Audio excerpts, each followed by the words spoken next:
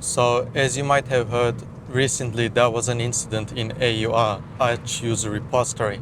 For those who don't know, Arch User Repository is a unofficial repository of Arch Linux, which, as the name suggests, anyone, it's a user repository, anyone can contribute to it. So if you cannot find a package in the official repository, instead of installing an app image, Flatpak, Snap, and whatnot, or trying to figure out how to build it yourself, these packages in this repository has something called package build. So it's basically instructions for how a package should be built. As far as I know, there are like at least dozens of users and a few thousands of packages that were compromised by taking over orphaned packages and injecting an npm install in their package build. As a result, some of the common suggestions for those who had one of those packages in their system and updated recently was that they should check their crypto wallets, change their passwords, because this npm package, it especially tries to infect them. So what does this mean? Is Arch Linux not a secure distro? Should we not install it? Well, first of all, it wasn't the official Arch repositories that was hacked. It was a user repository that anyone was free to contribute, and Arch Linux warns you about it. It has always been highly recommended to check the package build to see what it is going to do. But most of us don't. Let's be real. Like, there are a lot of packages in AUR. It's very convenient, and like, look, most people they won't check. Maybe they will try to make a habit of it, but they will give up sooner or later. So it is important to keep in mind that this incident was not caused by the incompetence of Arch developers or maintainers. The user repository has always meant to be this free to contribute place that was not properly checked by the maintainers, because it's the purpose of it. If you don't like that, that's why the official repo exists.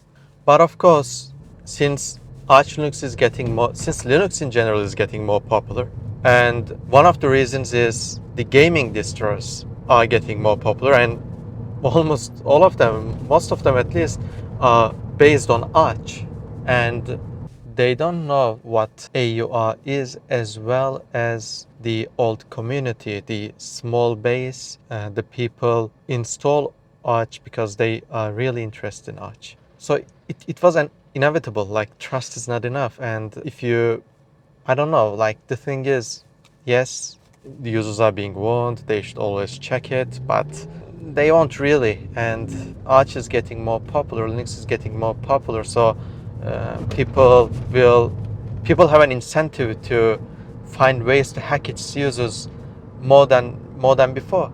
Maybe these trust-based central systems are not as good to have as before. Or I'm not suggesting that AUR should be removed, but there should be more checks in place, whether by the main maintainers or the community. But it shouldn't be like there are often packages and I can inject to the package build whatever I want. Like, it's very open to attacks. Having said this, especially if you don't know what you're doing and you don't have a special interest in Arch, you don't want to learn, it will almost always be better to use a distro that is usage ready and user ready, so to call, whatever you call them, like Ubuntu, like Linux Mint, like Fedora. Each one of them have their different upsides and downsides, but like, just choose one of them. If you don't know what you're doing, the system you end up with will never be as good as people behind those distros, the maintainers and developers behind those distros, who are giving what they should do with it constant thought and care. And if you're going to use Arch, you should embrace the minimalist mindset. That's what Arch is meant to be. Keep it minimalist. Don't download a bunch of packages that you don't know and you don't need, or they are blocked. No, give when you're gonna download something, when you're gonna add something to your system, give it a thought, install it from the official Arch repository, and don't use AUR if you're not going to regularly check the package build, because it doesn't enough for you to check only when you install it. The package build can change later on. That's how a lot of people's system got infected by the latest package build injections, right? They weren't new users or anything. Maybe some of them are, but like not necessarily. Or maybe use something more containerized, like snaps, flatpaks. There are different criticizations for each one. It's not really containerized. They have this and that problems. Like, to be honest, I'm not that much knowledgeable. I've read some, but not enough to like give opinions.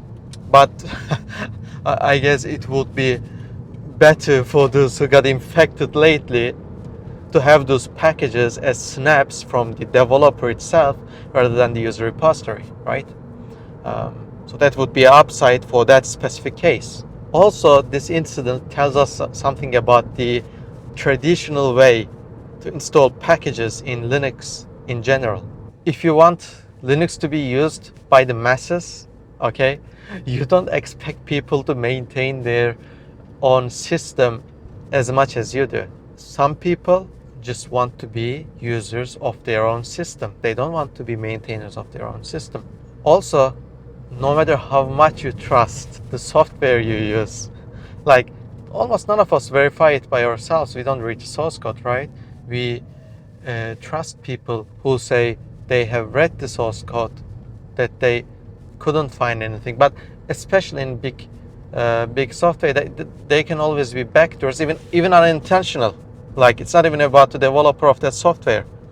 Even unintentionally, there might be backdoors. And like I said, I don't necessarily encourage using snaps or flatpaks. Like, in my own experience, flatpaks were a headache because even simple drag and drop didn't work unless you give them access to your whole file system, which kind of defeats the purpose. They can read other files in my home directory, and you can't install terminal applications with flatpaks. Snaps were better last time I checked, but still, like, it's not as good as the traditional way.